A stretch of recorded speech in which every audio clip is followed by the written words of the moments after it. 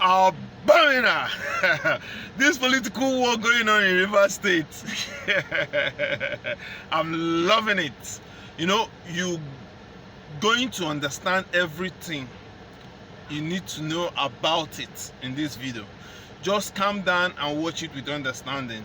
But let me just give you an insight about what all this thing is all about. You know, it's all about Wike fighting Fubara with the lawmakers. So 27 of them defected from PDP to APC. On that note, the speaker, who is a loyalist to the governor, now declared their seats vacant. Just 4 of them. And also remember that court has already passed a judgment on this, stating that the 4 lawmakers remaining can sit are legitimate. They have the legitimacy. Remember that the court have passed judgment on this issue, stating that the 4 remaining legislators, the lawmakers that are loyalists of the governor, they have the right to constitute the house. You understand what that meant, right? Now their seats, the 27 people that voted to APC, their seat has been declared vacant and letter issued to INEC to come and conduct new election for those seats in River State. No, people don't know what executive power is. They don't know what executive power is. You know, that is one of the problems they have. Fubara is a kind of a quiet person but full of actions. That is the way I can describe him. But let's calm down and watch and see how all these things will turn out. Well, Dr. Bati, while you were away, well, I guess we shall begin by taking some reactions. First of all, is Governor Wike's birthday today. He's 56 years old. Happy birthday. All right. All right. Happy birthday to him. Minister Wike. Yes, Minister Wike, correct. Do you know what? It is so difficult. It's so difficult nowadays to call him minister because he's still, you know, people have said that he still asserted himself as a governor in River State. Well, let's begin by taking reactions trailing the demolition of the State House Assembly complex in River State, where there are about 10 bulldozers conducting the demolition exercise as we speak. The demolition is coming as a factional speaker, Edison Ehi, led other lawmakers loyal to the state governor, Sim Fubara, to hold a sitting early this morning. It was gathered that Ahi, during the session, said the complex was due for repairs following the explosion that rocked the building on October 30th, 2023, saying the governor will provide an alternative place for them to sit in the meantime. We're also hearing that the exercise may not be unconnected with the recent crisis rocking the House of Assembly after 27 PDP lawmakers decamped to the APC. I mean, we heard from our correspondent this morning, and while you guys were speaking, our live stream was on, and there were so many comments.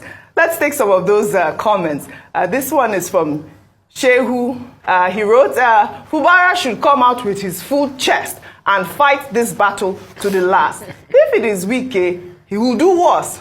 Well, Far Mornif, wow, names are a lot here, says, Fubara, we are with you, even though I'm not from River State, nor stay in Port Harcourt. Then Ilaisu Anate wrote, federal government should declare a state of emergency in River State right now. Well, Hemade wrote, the elections that brought Wike was violent. The election that sustained him for a second term was violent. The last election and after his exit is still driving violence, all because of Wike's ambition. I mean, you can hear users on social media, you can hear people from River State pointing the fingers to Minister Governor Wike. I mean, what can I say now? I mean, again, happy birthday to him. Dr. Batieli, I heard you read out a statement from the commissioner saying that it was because, you know, there was that explosion, which I read, that rocked in October, and that is why, you know, they are demolishing the complex. But 10 bulldozers at this point are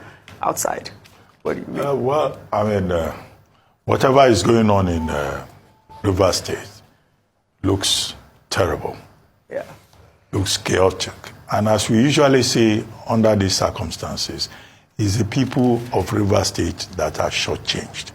The point has been made this morning on this program that one, if the issue is a bombing or the attack with explosives on the Rivers State House of Assembly complex on December 30, it was the main chamber that was attacked.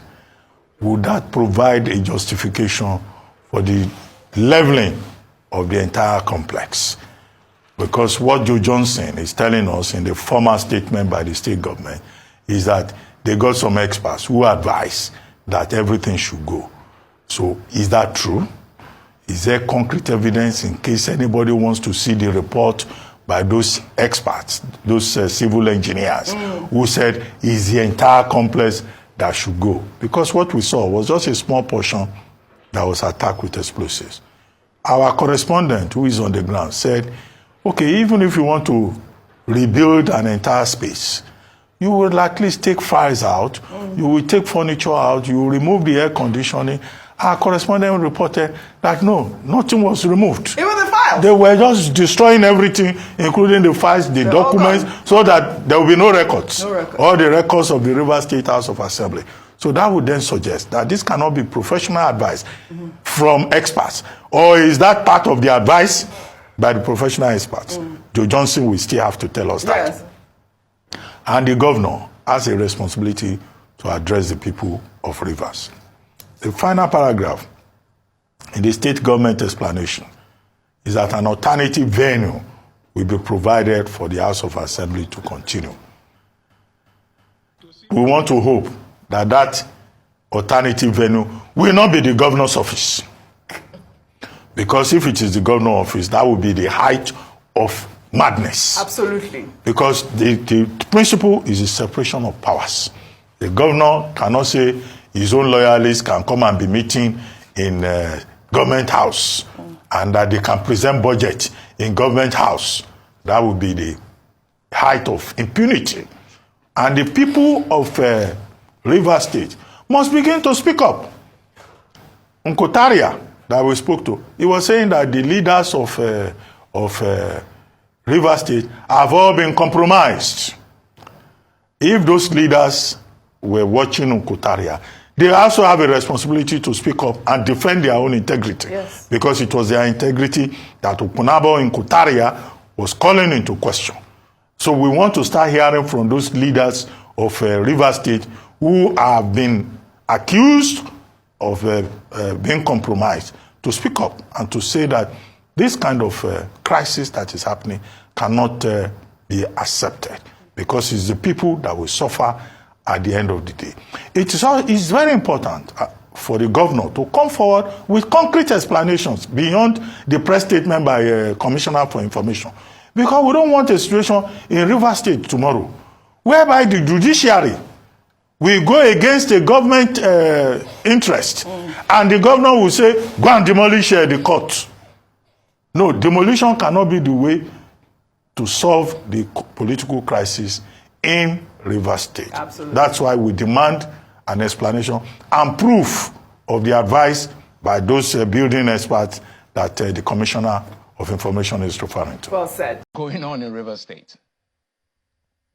Well, for me, it is an interesting development, but very disturbing.